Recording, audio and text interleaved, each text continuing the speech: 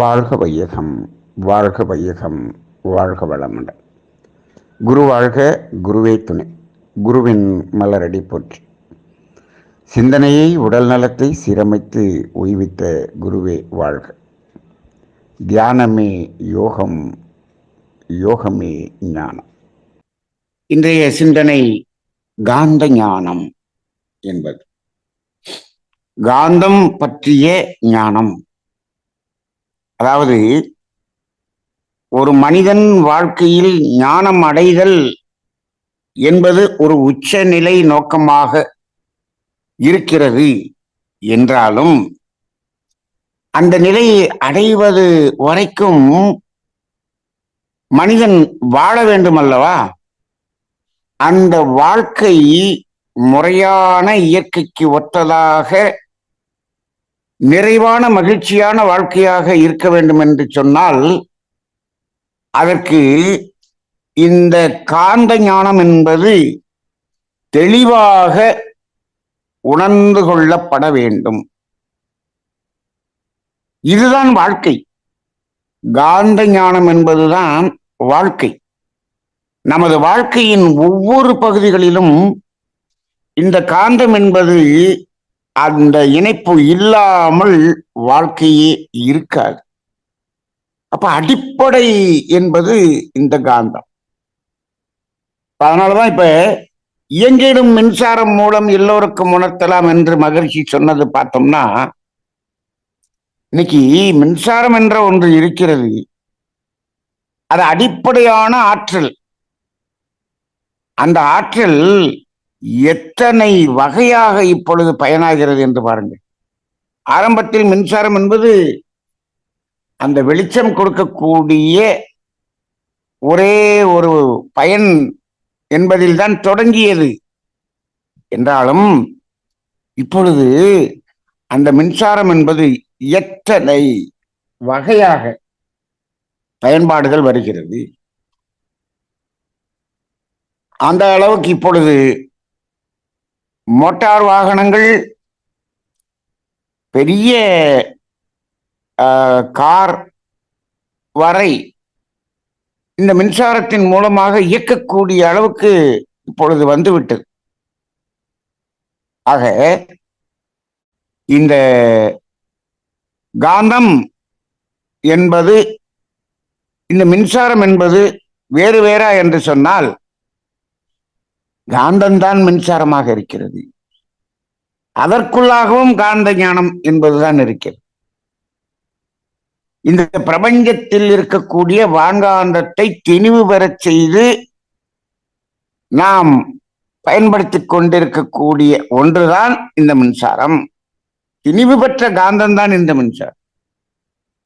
சரி, இப்ப இந்த காந்தம் என்று சொல்கிறோமே, இந்த காந்த ஞானம் என்று சொல்கிறோமே, இது சக்தி என்ற ஒரு வார்த்தை இருக்கிறது அல்லவா?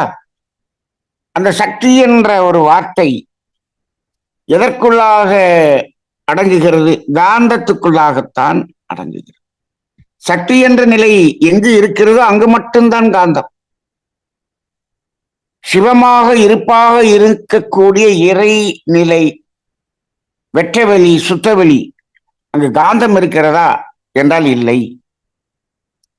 காந்தம் என்பது எப்பொழுது உருவாகிறது?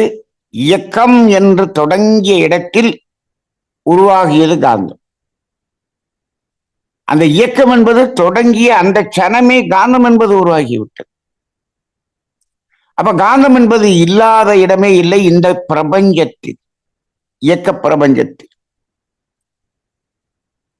இந்த இயக்க பிரபஞ்சத்தில் இயங்கிக் கொண்டிருக்கக்கூடிய ஜடப்பொருள்களாகிய கோள்களாக இருக்கட்டும், உயிர் பொருள்களாக இருக்கட்டும், உயிரினங்களாக இருக்கட்டும், உயிரினங்களில் அந்த உடலுக்குள்ளாக இயங்கிக் கொண்டிருக்கக்கூடிய எந்த ஒரு உறுப்புகளாக இருக்கட்டும், அத்துணையையும் இயக்கக்கூடியது இந்த காந்தம்தான்.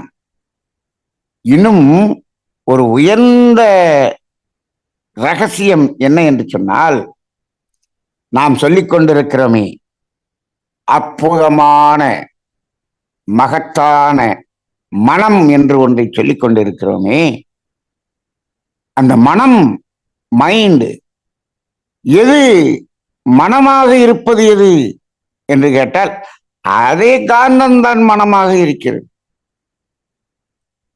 அப்ப இந்த காந்த ஞானம் என்பது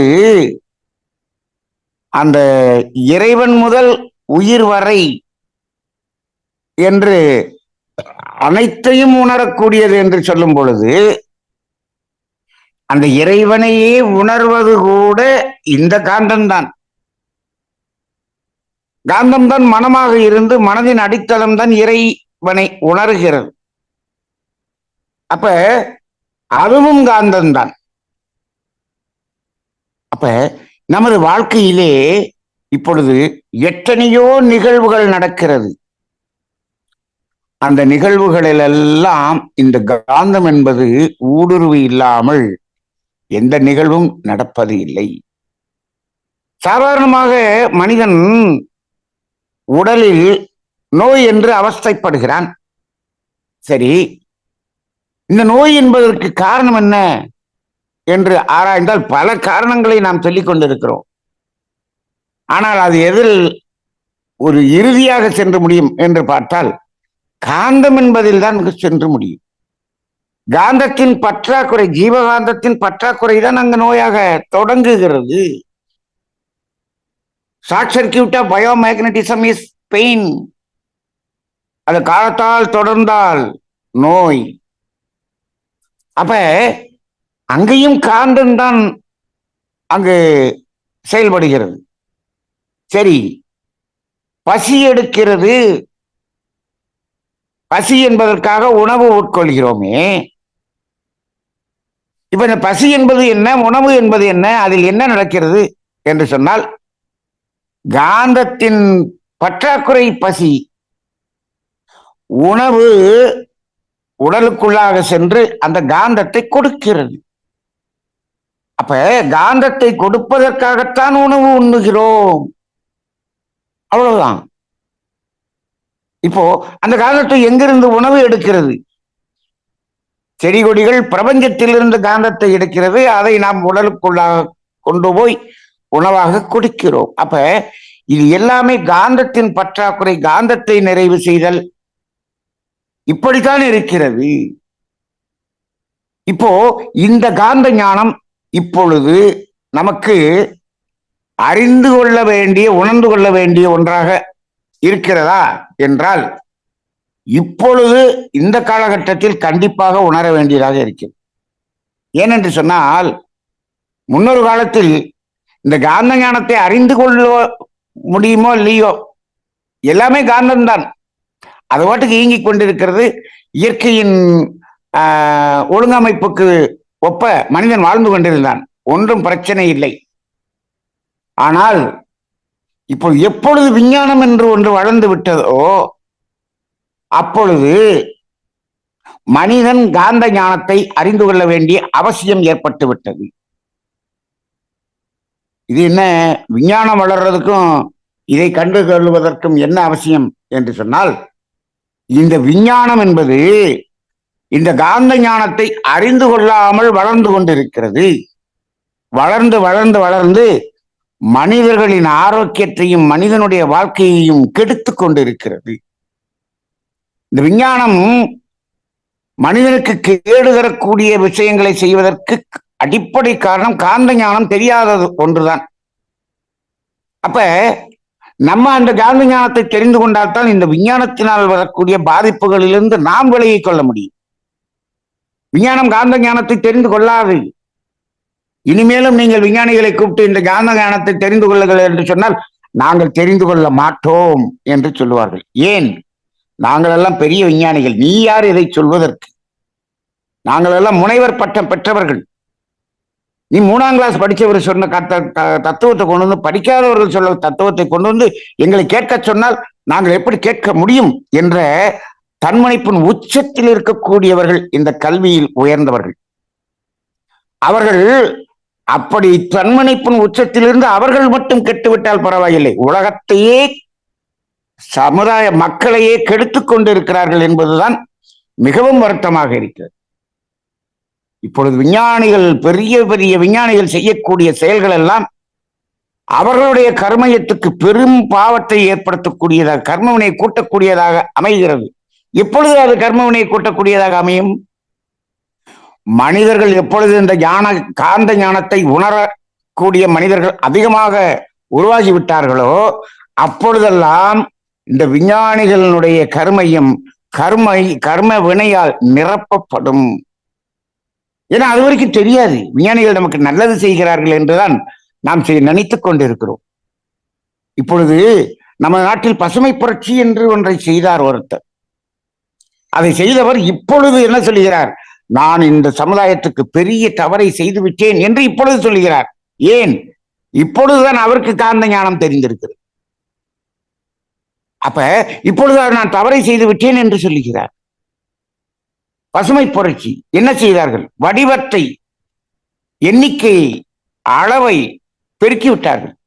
உணவில் என்ன செய்தார்கள்? உற்பத்தியை பெருக்கி விட்டார்கள். காலத்தை சுருக்கி விட்டார்கள்.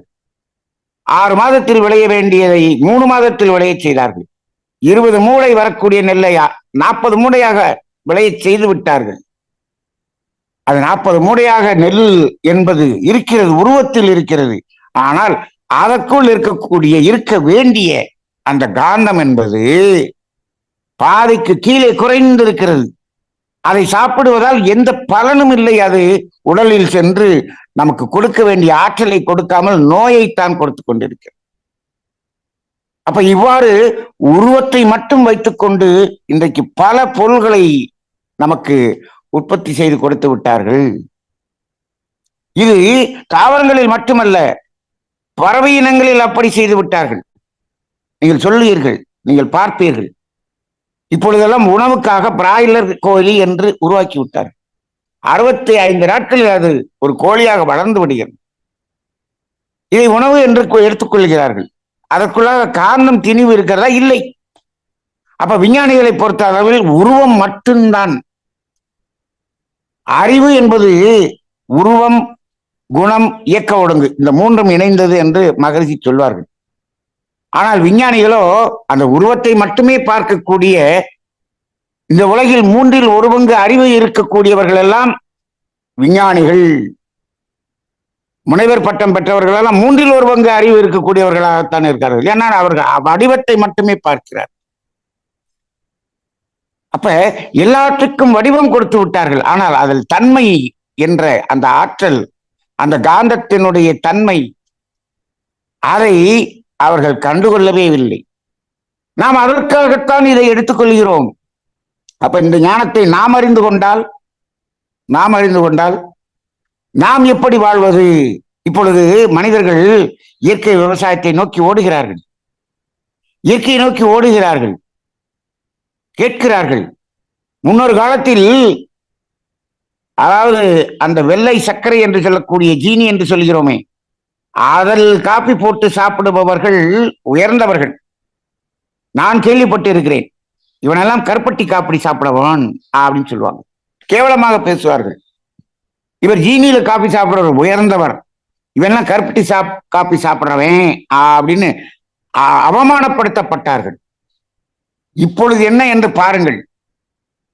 அந்த ஜீனி வெறும் 40 ரூபாய் கிலோ.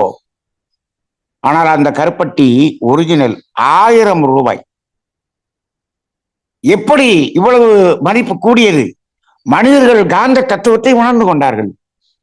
அதில் இருக்கக்கூடிய காந்த திணிவை உணர்ந்து கொண்டார்கள். அது காந்த திணிவு மட்டுமே. அந்த வெள்ளை சர்க்கரையில் காந்தமே இல்லை. அது நம்ம உடம்புக்குள் இருக்கக்கூடிய காந்தத்தை விரயம் செய்யக்கூடியதாக இருக்கிறது. இதை வேதாத்திரி மகர்ஷியின் காந்த தத்துவம் இப்பொழுது ஆங்காங்கே ஆங்காங்கே ஆங்காங்கே சொல்லப்பட்டு ஒரு தெளிவை கொடுத்து கொண்டிருக்கிறது. இன்னும் முழுமையாக கொடுக்கவில்லை. என்னுடைய மனதின் ஒரு வேதனை என்ன என்று சொன்னால், இப்பொழுது வேதாத்திரி ஆசிரியர்கள் ஆயிரக்கணக்கில் இருக்கிறார்கள். இவர்களெல்லாம் இந்த காந்த அதாவது ஞானத்தை புரிந்து கொண்டார்களா என்பது ஒரு சந்தேகம். இவர்களெல்லாம் புரிந்து கொண்டு இந்த சமுதாயத்துக்கு எடுத்து சென்றார்கள் என்று சொன்னால், இந்த சமுதாயத்தில் இன்னும் பெரிய மாற்றங்கள் ஏற்பட்டுவிடும். இயற்கையை நோக்கி மனிதர்கள் மாறிவிடுவார்கள். இயற்கை மருத்துவத்தை நோக்கி மனிதர்கள் மாறிவிடுவார்கள். இயற்கையை மதிக்கக்கூடிய மனிதர்கள் அதிகமாகி விடுவார்கள். இப்பொழுது என்ன என்று சொன்னால், இந்த காந்த ஞானத்தை வேதாத்திரிய ஆசிரியர்களே உணர்ந்து கொள்ளவில்லை. வெறும் அந்த காந்த ஞானத்தை படிப்பது என்பது மட்டுமல்ல, அதை நடத்துவது என்பதை அந்த செயல் போட்டு நடத்துவது மட்டுமல்ல, ஒவ்வொரு நிலையிலும் அந்த காந்தத்தை பொருத்தி பார்க்க வேண்டும். ஒவ்வொரு வாழ்க்கையின் ஒவ்வொரு இடங்களிலும் பொருத்தி பார்க்க வேண்டும். அப்படி பார்த்தோம் என்று சொன்னால் அதற்குள்ளாக அவ்வளவு ஞானம் இருக்கிறது. மகரிஷி அவர்கள் சாதாரண ஜிலேபி கதை சொல்றதுலேயே காந்த ஞானம் தானே இருக்கிறது. அந்த ஜிலேபி கதை, ஒரு கதை ஒரு மருத்துவரிடம் நான் சொல்லும் பொழுது, அதாவது இவ்வளவு பெரிய ஞானத்தை கொடுத்த வேதாத்திரி மகரிஷி என்று அவர் அப்படி ஒரு ஆச்சரியப்பட்டார். ஆனால் அவர் எம்டி படிச்சிருக்கிறார். அவர் ஆச்சரியப்பட்டார், அந்த ஜிலேபி கதையில இவ்வளவு இருக்கா, நாங்களெல்லாம் எம்டி படிச்சுட்டு இந்த வாந்தி வர்றதுக்கு என்ன காரணம் எங்களுக்கு தெரியாமல் இருந்தோமே என்று ஆச்சரியப்பட்டார். அதுதான் இந்த காந்த ஞானம். இந்த காந்த ஞானத்தை முன்னோர்கள் நிறைய கொடுத்திருக்கிறார்கள். இருந்தாலும் அது புரியக்கூடிய அளவில், எளிமையாக புரியக்கூடிய அளவில் கொடுத்தது வேதாத்திரி மகரிஷி அவர்கள். இதை புரிந்து கொள்ள வேண்டும் என்ற ஆர்வம் இல்லை. நமது தமிழ் ஆனந்த யோகம் இந்த காந்த ஞானத்தை அடிப்படையாக கொண்டுதான் ஒவ்வொரு நாள் சிந்தனையும் நாம் கொடுத்து வருகிறோம். நாம் எந்த சிந்தனை கொடுத்திருந்தாலும் பாருங்கள், அதில் இந்த காந்த ஞானம் என்பது ஏதேனும் ஒரு இடத்தில் அது இணையாமல் இருக்கவே இருக்காது. நாம் சொல்லுவோம் அல்லவா, காந்த தத்துவம். அதுக்கு அடுத்து என்ன சொல்லுவோம், அலை இயக்க தத்துவம், கர்மவினை தத்துவம், செயல் விளைவு தத்துவம். எல்லா தத்துவத்துக்குள்ளேயும் காந்தம் வந்துடும். அப்ப காந்தம் என்பது இல்லாத இடமே இல்லை. காந்தம் என்பது இல்லாமல் வாழ்க்கையே இல்லை. காந்தம் என்பது இல்லாமல் எந்த செயலும் இல்லை. அதன் அடிப்படையில் இந்த காந்தத்தை உணர்ந்து கொள்வோம். உணர்ந்து கொண்டு வாழ்ந்தோம் என்று சொன்னால் இந்த உலக மக்கள் அனைவருக்கும் துன்பமில்லாத மகிழ்ச்சியான ஆனந்தமான ஒரு வாழ்க்கை, ஆரோக்கியமான வாழ்க்கை வாழ முடியும். அவரவர்கள் தெரிந்து கொண்டு வாழ்ந்து கொள்ளுங்கள். முடிந்த அளவுக்கு நண்பர்களுக்கும் உறவினர்களுக்கும் இதை பகிர்ந்து கொள்ளுங்கள். தமிழ் ஆனந்த யோகம் இதை விரிவாக விளக்கமாக ஒவ்வொரு இடத்திலும் அதை கூறிக்கொண்டு வருகிறது. அது முழுவதும் தமிழ் ஆனந்த யோகம் என்ற அந்த யூடியூப் சேனலிலே பதிவு செய்யப்பட்டிருக்கிறது. அதை பழைய பதிவுகளாக இருந்தாலும் ஒவ்வொன்றையும் கேட்டு பாருங்கள். அனைத்திலும் இந்த காந்த ஞானம் இருக்கும். காந்த ஞானம் இல்லாத தத்துவமே இருக்காது. இதை கேட்டு தெளிவு பெற்று வாழ்க்கையை மாற்றிக்கொள்ளுங்கள். ஆரோக்கியமான வாழ்க்கையாக, ஆனந்தமான வாழ்க்கையாக நீங்களும் வாழுங்கள். உங்கள் சந்ததியை வாழ வையுங்கள். வாழ்க வளமுடன்.